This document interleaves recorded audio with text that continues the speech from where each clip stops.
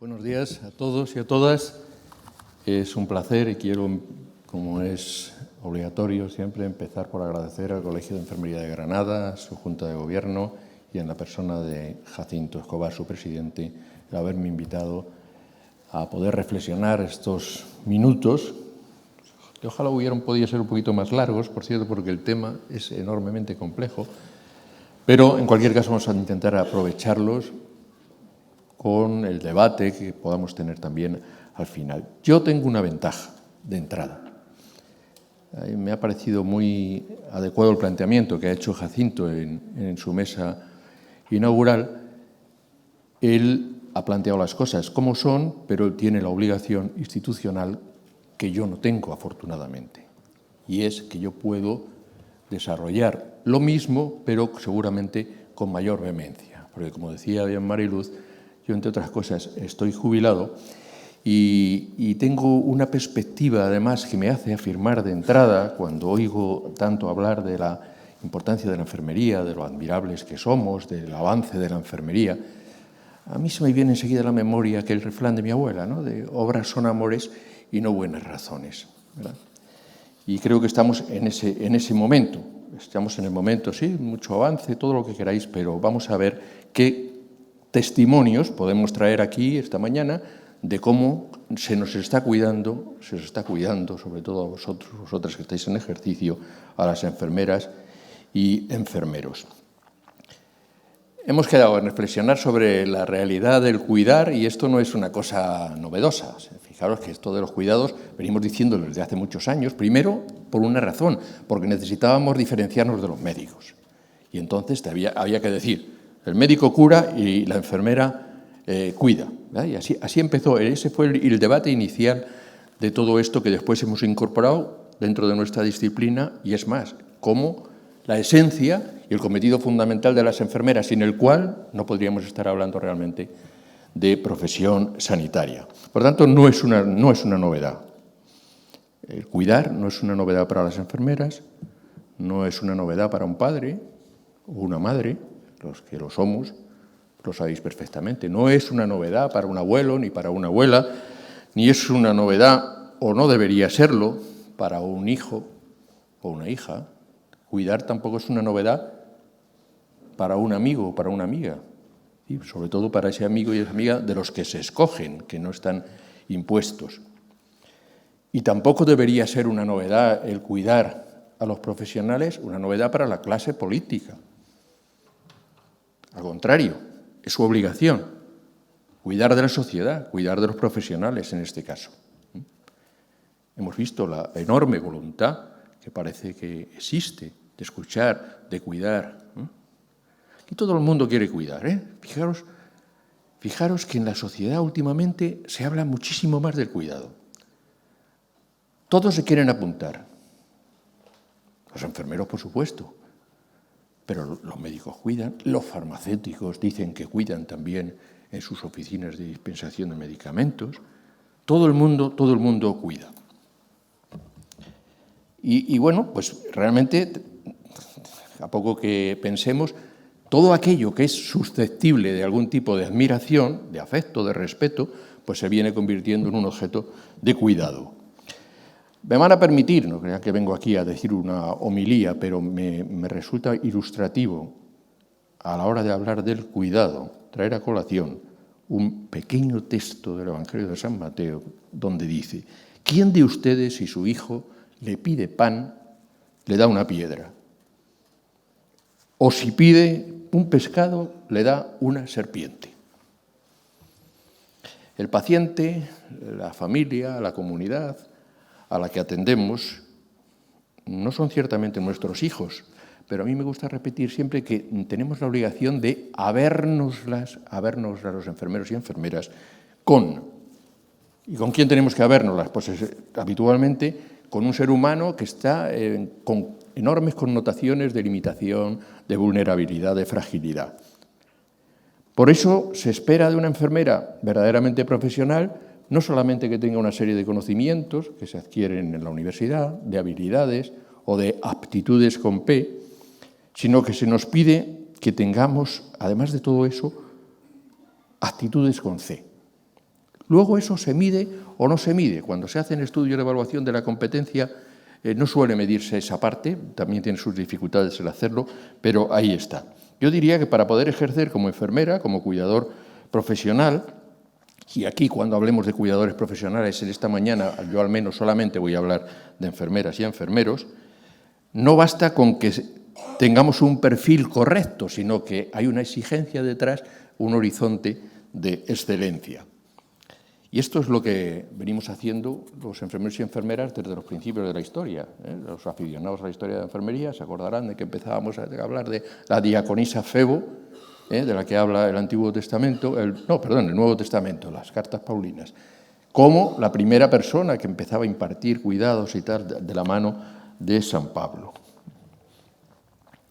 Y claro, esto no es realmente una actividad más. Ser enfermera no es una ocupación como otra cualquiera, ni siquiera es una forma de ganarse la vida. Vaya, si muchas veces no es una forma de ganarse la vida.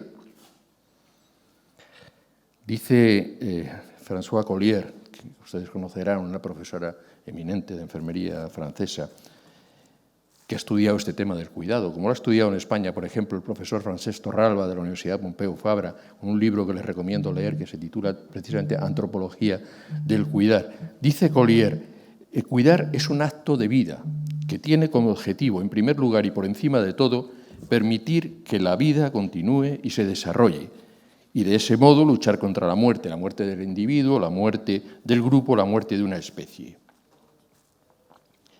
Esto no es fácil, ni muchísimo menos, como pueden imaginar, sobre todo en un contexto como el actual en el que asistimos y tratamos de supervivir a una más que cierta pérdida de valores en el seno de la sociedad. Una pérdida de valores que está alentada por una filosofía consumista, donde lo importante es lo epidérmico, donde la experiencia, la manifestación externa, la apariencia externa, parece que sustituye realmente a la dignidad humana, y un periodo en el que lo laic se está convirtiendo en el eje de preocupación central de nuestra cultura.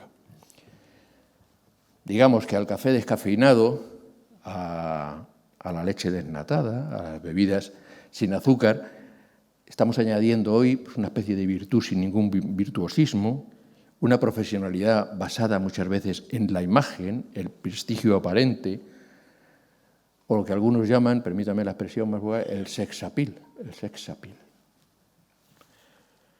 Es sencillamente una cultura del escaparate en la que vivimos.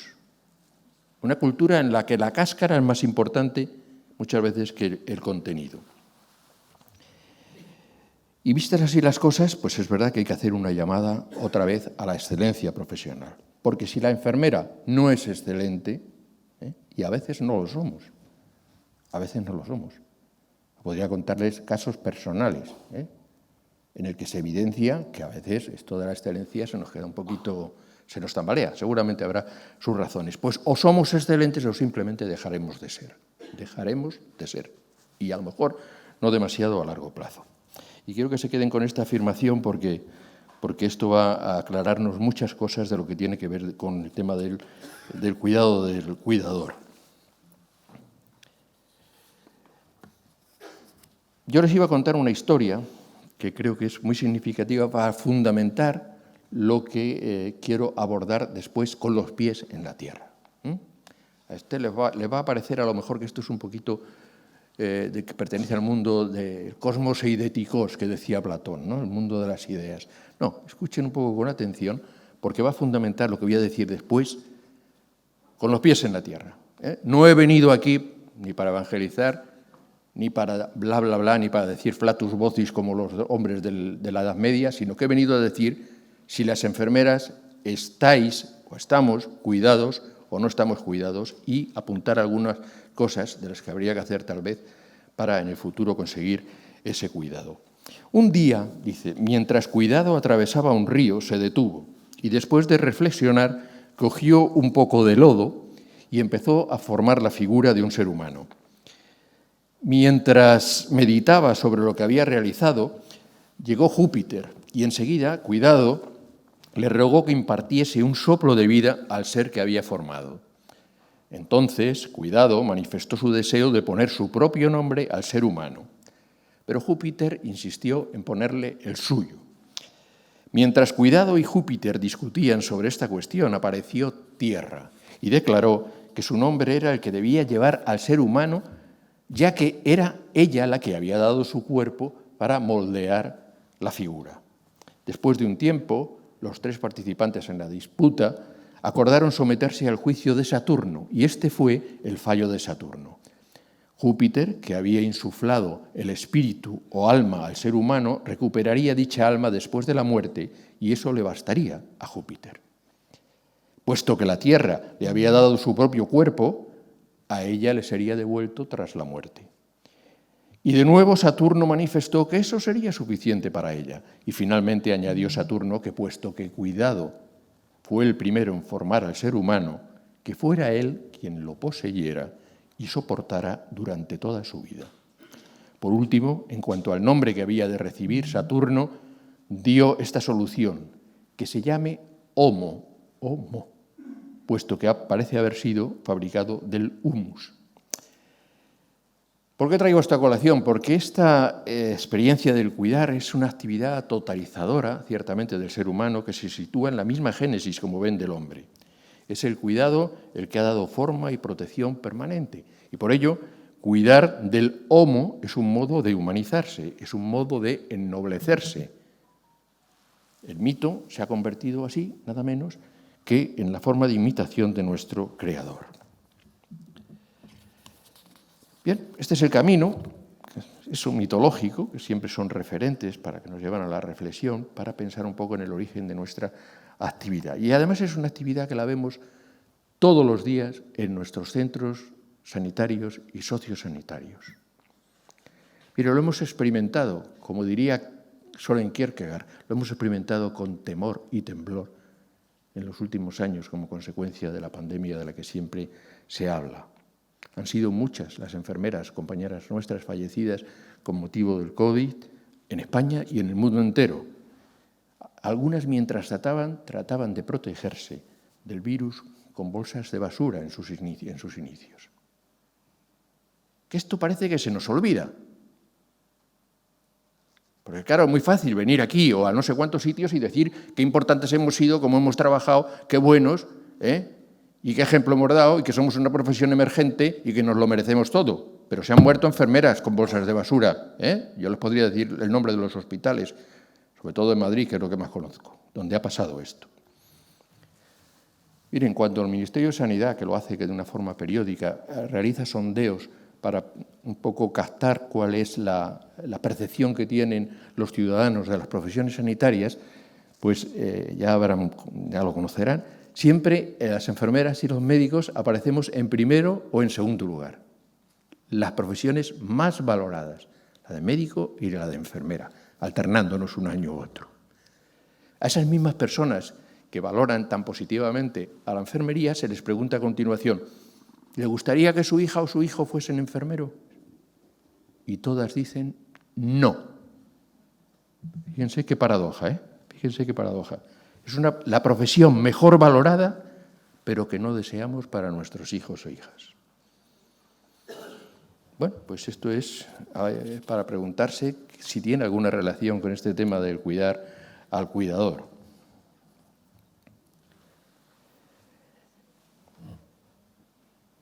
A pesar de los pesares, los enfermeros y enfermeras estamos siempre ahí.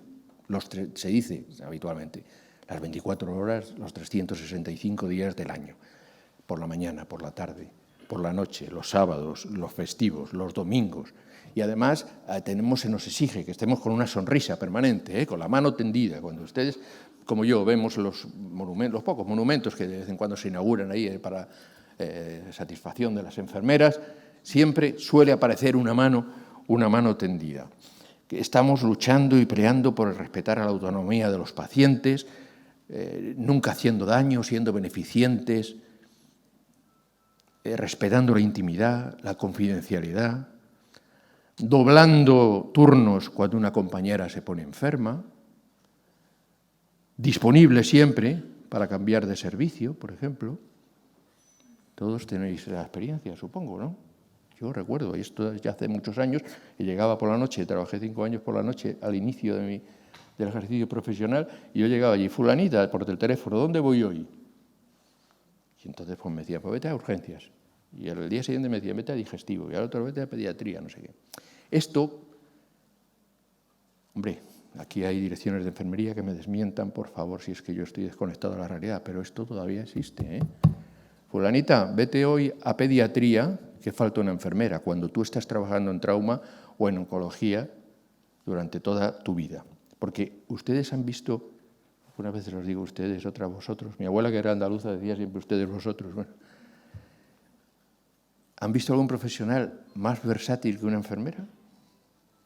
Porque servimos realmente para todo, para todo. Pero no solamente para estar cuidando a los niños y después los ancianos y después en medicina interna y después... No solamente para eso. Es que a las enfermeras se les exige que arregle la bombilla del control y que tenga cuidado de que no se salga el grifo del agua. Porque parece que eso forma parte también de nuestras competencias. ¿Y conocéis a alguien más capacitado para adaptarse precisamente con facilidad y rapidez a todo ese tipo de funciones? Pero eso sí, nada de pensar en un reproche, nada de pensar en una protesta, menos aún en una huelga, porque vocacional, como se hablaba aquí, ética y deontológicamente, eso no es compatible con el profesionalismo enfermero. Es decir, hemos de ser excelentes, que traducidos al lenguaje vulgar quiere decir que la enfermera tiene que ser lo más del mundo. Su trabajo tiene que ser humano, humanizador, debe tener una sólida base racional, pero también simbólica, afectiva, pasional a veces. ¿Cuántas veces hemos oído a compañeras y compañeros, o lo hemos dicho nosotros, tengo verdadera pasión por mi profesión, o soy un enamorado de mi profesión? Y yo me pregunto, vamos a ir ya entrando en el tema, ya debíamos haber entrado hace mucho tiempo, pero... ¿Y alguien repara que también la enfermera es un ser humano, que también tiene anhelos, que tiene necesidades, decepciones, que tiene problemas familiares, a lo mejor problemas de salud, que tiene un riesgo permanente como consecuencia de la práctica cotidiana de una empatía que si no está bien medida desemboca en deterioros de tipo mental y de deterioro personal? Leí el otro día que después de la pandemia, en torno al 60% de las enfermeras y enfermeros españoles estamos consumiendo somníferos, ansiolíticos, antidepresivos y otros medicamentos favorecedores del equilibrio físico y mental. Bueno, pues esto es una realidad. Esto es una realidad que no se dice en las mesas inaugurales, pero es un hecho, ¿eh? Es un hecho que también debe preocupar a todos y que no es idiopático, todo tiene una causa, o mejor una constelación de causas que deberíamos analizar. ¿O qué pasa? Que a las enfermeras y enfermeros, ¿qué es lo que nos resta ante esta situación? ¿Qué nos resta? ¿Cantar todos los días Resistiré con el dúo dinámico? Porque a veces parece que es eso lo que se nos está pidiendo. ¿Qué está sucediendo con la enfermería? Algunos dirán que no está sucediendo nada. Nada, que no, al contrario, que somos una profesión emergente otra vez, que merecemos una gratitud infinita, admirables, pues como los girasoles o los lirios de Van Gogh. Y una cosa es lo que cuestan y otra muy distinta es lo que valen. Y la contribución de la enfermería a la sociedad es algo impagable, dirán. Vaya si es impagable, ¿eh? Vaya si es impagable. He oído aquí decir a Jacinto que estábamos muy bien representados también sindicalmente. Ellos y ellas lo saben bien. Vaya si muchas veces la enfermería no es impagable. Cuidar al cuidador, dicen. Bueno. Me duele mucho, sinceramente, me duele mucho cuando escucho, y lo he oído algunas veces en los últimos tiempos, algunos representantes, incluso de nuestra profesión, diciendo que cuando hablamos de pasar al grupo A1 de la función pública no nos importa el tema económico, es otro tema más ideal, ¿eh? No nos importa el tema económico. Pero ¿cómo no va a importar a una enfermera o a un enfermero con un salario de 1.500 euros de media la repercusión económica que tenga el ascenso al grupo A1. ¿Cómo no nos va a importar? Hombre, una cosa es ser bondadoso, ser excelente, y otra cosa es lo que muchas veces nos está pasando históricamente, cuidar al cuidador. A veces pienso, ¿saben qué? Pues que es precisamente a aquellos que más nos exigen excelencia y nos tributan respeto y admiración a los que habría que exigir no ya la misma excelencia, sino al menos un poco de decencia. Miren ustedes, mi primera conferencia en el año 1982 versó precisamente sobre la humanización de la atención enfermera. Escuché allí decir a la profesora Concepción Bru Sandiumenge de la Universidad de Navarra que ser enfermero, la acción de enfermera transitaba pues desde poner una cuña al paciente hasta la más sofisticada técnica que pudiéramos imaginar en una unidad de vigilancia intensiva. Y esto es verdad, yo lo comparto. Yo lo comparto y además aprovecho para decir, cuidado con la delegación de funciones, ese es otro tema. Cuidado con la delegación de funciones que está provocando problemas y los va a provocar mucho más en el futuro inmediato, pero no es el tema tampoco. Bueno, pues yo he llegado a un momento en mi vida que quiero compartir con ustedes, efectivamente. Soy jubilado, ya estoy en otra cosa, me preocupo ahora más de mis hijos, más que de mis hijos, de mis nietos. Leo más, escribo algunas cosas y he llegado a pensar, caramba, si no, esto no es el final, yo estoy en condiciones y además me siento llamado a replantearme muchas cosas, a innovar, como decía García Márquez, no es cierto que la gente debe de perseguir sus sueños porque envejece, sino que envejece porque deja de perseguir sus sueños. Y en ese camino de reflexión me parece que cuidar al cuidador se ha convertido, sinceramente, en un mero eslogan más. ¿Quién cuida de las enfermeras y enfermeros?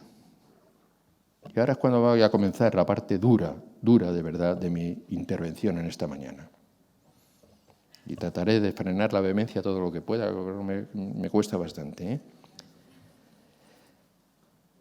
Se nos habla siempre de humanismo. Yo creo que no estamos en una época de decir que tenemos que estar en un humanismo en proceso de cambio, sino que tenemos que ir a un cambio de humanismo. Y voy a tratar de explicarlo. En nuestro ambiente cotidiano, lo más parecido a un amigo tal vez sea nuestro paciente, con la diferencia ciertamente de que nosotros al paciente no lo escogemos como al amigo. Pero en ese horizonte de excelencia del que venimos hablando, el paciente es, como decía Martin Buber, es un tú que se enfrenta a una enfermera en la asistencia clínica o a un enfermero que es un yo, y de ese tú y de ese yo somos capaces de generar una nueva realidad terapéutica. Y esa nueva realidad se llama un nosotros, un nosotros. ¿Saben lo que pasa? Pues que los enfermeros vivimos atrapados en ese nosotros, del que brota todo lo bueno de nuestra profesión y tal vez también lo menos bueno. Les explicaré.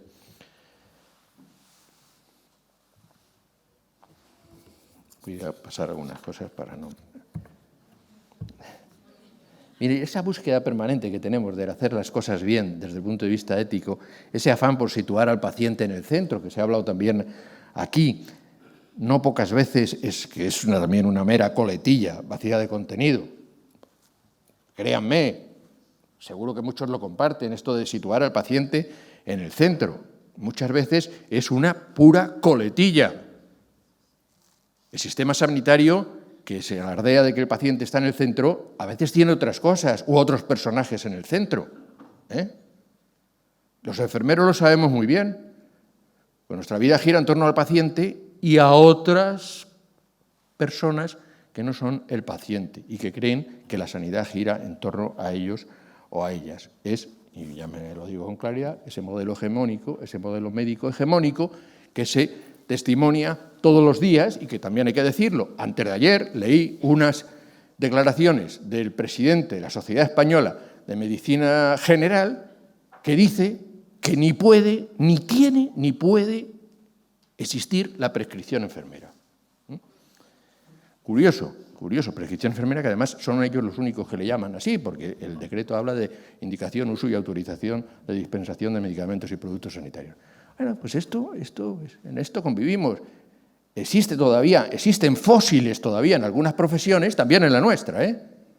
Existen fósiles que creen que fuera de ellos no existe vida inteligente y que el mundo sanitario gira no en torno al paciente, sino en torno a ellos. Y probablemente tenemos residentes 1 del MIR que creen que la enfermera les tiene que limpiar el sudor en el quirófano, que es más peligroso todavía. Bueno, pues esto es lo que hay. Por eso digo que yo no soy pesimista tampoco, no soy derrotista, pero aquí hay que decir también las cosas como son, al pan, pan y al vino, vino. Aquí no se viene solamente a hablar de avances etéreos y eso, no, aquí se viene a analizar cuál es la realidad. Y como yo estoy jubilado, pues puedo hacerlo con más libertad seguramente, aunque lo he hecho siempre, pero lo he hecho siempre.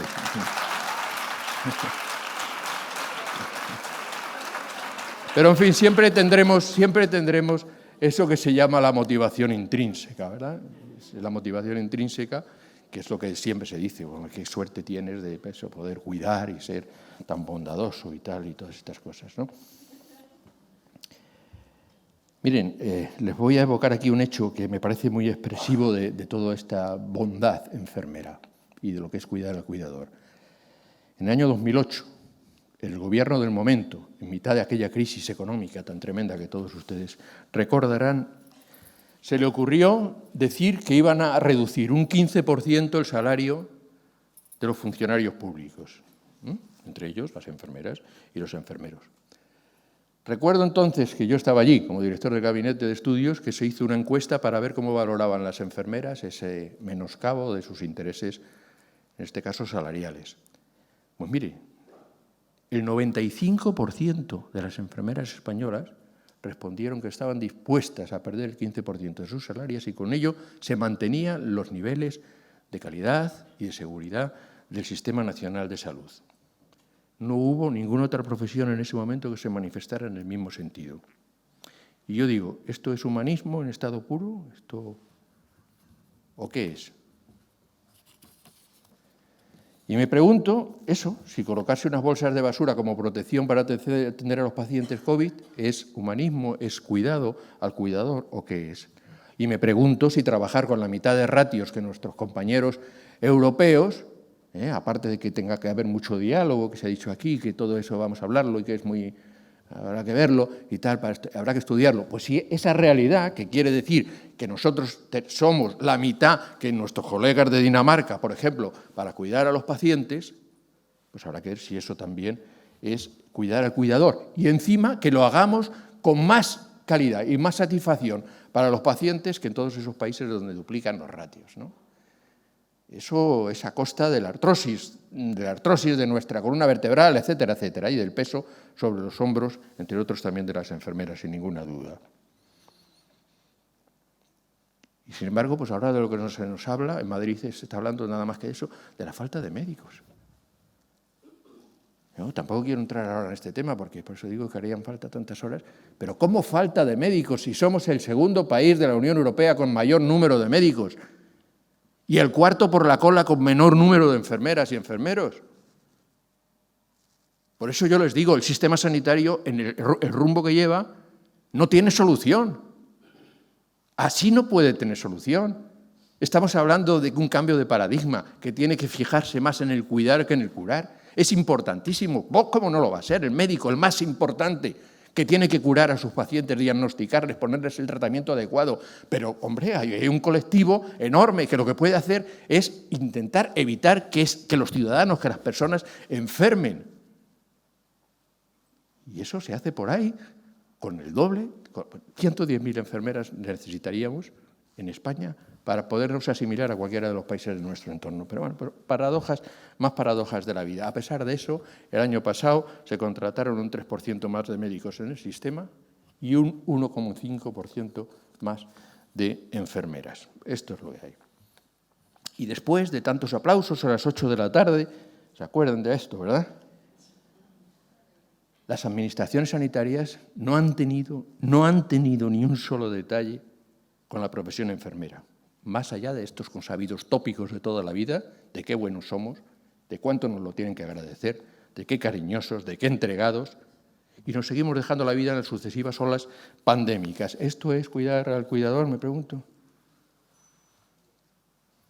Bueno, yo, y me imagino que como yo, todos ustedes hemos asistido en los últimos meses a cómo en multitud de comunidades autónomas se han rescindido los contratos de cientos y de miles de profesionales enfermeros. ¿Qué ha pasado? Ya se había acabado supuestamente el COVID, entonces se podía uno permitir ese lujo, aunque los ratios sean los que sean, eso es igual. Yo, como ustedes, deben saber que hay una ley que se debería estar tramitando en el Congreso de los Diputados como consecuencia de una iniciativa legislativa popular que planteó el Sindicato de Enfermería de España, que está durmiendo el sueño de los justos en los cajones del Parlamento para que pretende que los ratios de enfermería se asimilen a los de la Unión Europea. Pues ahí está, y ahí están, y ahí está durmiendo el sueño de los justos. Y ni el PSOE, ni Podemos, ni el PP, ni los otros, ni el Más Madrid, ni el Más Sevilla, ni uno mueve un hilo para desbloquear esto. Cuidar al cuidador, enfermería, profesión emergente, lo más. Esto me hace recordar a mí unas palabras de Dostoyevski, precisamente, que decía, fíjense lo que decía, la tolerancia, porque además somos tolerantes, porque hemos desarrollado una aceptación crónica de las cosas en nuestra profesión. Y decía Dostoyevski, la tolerancia llegará a tal nivel que las personas inteligentes tendrán prohibido pensar para no ofender a los imbéciles. Lo decía Dostoyevski, no lo digo yo, menos mal. Pero, en fin, cuando uno llega ya a cierta edad, pues se da cuenta de que es mejor... Me tengo que acabar. Sí, es mejor ser los padres de nuestro futuro que los descendientes de nuestro pasado, ¿no? Como escribir es tan fácil, pues uno escribe más de lo que luego debe hablar. Pero voy a terminar, efectivamente. Y voy a terminar... Miren, la síntesis, no se puede utilizar la vocación enfermera, la deontología enfermera, el código deontológico, la exigencia de excelencia como una excusa para no responder a ninguna reivindicación, a ninguna necesidad, a ningún cuidado hacia los profesionales de enfermería. No se puede colocar eso como escudo protector. Les cuento un cuento y me voy, ya no se preocupen, no me voy. Les cuento un cuento. Es que esto, cuando lo recuerdo, la verdad es que siempre me hace pensar muchísimo. Bien, yo veraneaba en un pueblo cuando era pequeñito, bueno, y hasta ya ser más joven. Y allí había un paisano que se llamaba el señor Roque, era un pueblo inmundo. Inmundo. Para el señor Roque, entonces yo era Rafaelito el practicante. Todavía en algunos sitios se dice esto, Todavía me dijo una amiga mía que vive en Mansilla de las Mulas que ha venido la practicanta a ponerme la inyección, Todavía, hoy. Bueno, pues yo, con más motivo, yo era Rafaelito el practicante y le ponía una inyección todos los días para calmar unos dolores que tenía el hombre porque tenía un mieloma múltiple en estado avanzado. Y este hombre, pues todas las tardes tenía preparado allí en una mesita baja, como de niños, y con 2 sillas de color azul, añil, intenso, tenía preparado un pepino, partido por la mitad, con sal, y un chatito de vino, de ese que compraba los lunes que iban los vinateros por los pueblos. Y cuando le ponía la inyección, pues era obligado sentarnos allí en el umbral de la puerta para tomarnos aquel pepino, etc. Y charlábamos un ratito. Y al lado, atado en una argolla, siempre tenía su burro con el que iba a la huerta, etcétera, etcétera. Este era un hombre sabio por naturaleza. Me hablaba de su huerto, me hablaba de la trilla, del granizo, que entonces caía con más frecuencia que ahora. Y tenía un respeto enorme por aquel asno. Tal respeto tenía que un día decidí, le voy a regalar al señor Roque un ejemplar de Platero y yo, de nuestro poeta Juan Ramón Jiménez, y se lo regalé. El hombre lo cogió, muy contento, se lo guardó y tal. Unos días después, veo que con el pepino y el vinito estaba puesto el ejemplar de Platero y yo encima de la mesa. Y me dice el señor Roque: Rafaelito, ¿me puedes leer un poco? Porque es que yo no sé leer. No sabía que no sabía leer, pero bueno, el hombre era analfabeto en aquella época, hace 60, no, 60 no, por Dios, no mayor, pero no tanto, a 40 años, pues había todavía gente en los pueblos que no sabía leer, ¿no? Entonces yo abrí el librillo y empecé a leer despacio, pues ya saben ustedes, aquello de Platero es pequeño, peludo, suave, tan blando por fuera, que se diría todo de algodón, que no lleva huesos. Lo dejo suelto y se va al prado y acaricia tibiamente con su hocico, rozando las apenas las florecillas rosas, celestes y gualdas. Y le llamo dulcemente Platero, y viene a mí con un tortecillo alegre que parece que se ríe con no sé qué cascabeleo ideal. Tiene acero y plata de luna al mismo tiempo. Y cuando estaba yo diciendo esto, se levanta allí mi amigo, el señor Roque, y se pone de pie y me dice con una enorme energía: ¡coño, como el Genarín! Y termina diciendo: ya no me duele la espalda, Rafa. Y a los 3 días, durmiendo, pues el señor Roque se muere, el pobrecillo, ¿no? Yo no he tenido nunca, se lo digo de verdad, una mejor experiencia del ser cuidado por nadie en mi vida profesional. No lo he olvidado nunca.